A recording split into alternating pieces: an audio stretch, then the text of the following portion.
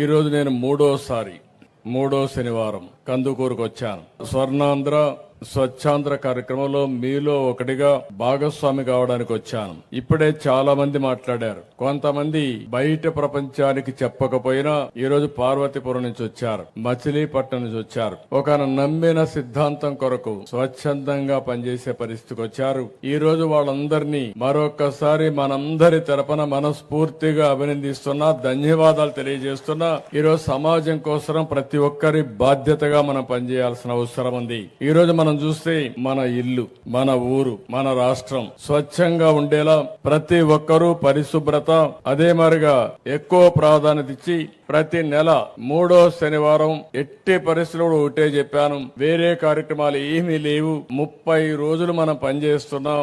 30 రోజులు మన సమయాన్ని మనకు తెలియకుండా వెళ్ళిపోతుంది. ఒక్కరోజు ఒకే విషయం పైన స్వచ్ఛ ఆంధ్రప్రదేశ్ ని కాపాడుకోవడానికి, ఆంధ్రప్రదేశ్ రాష్ట్రాన్ని స్వచ్ఛ రాష్ట్రంగా, స్వచ్ఛ ఆంధ్రప్రదేశ్ గా చేస్తామని మీరందరూ కూడా సంకల్పం చేయడానికి ఈ రోజు పెట్టాం.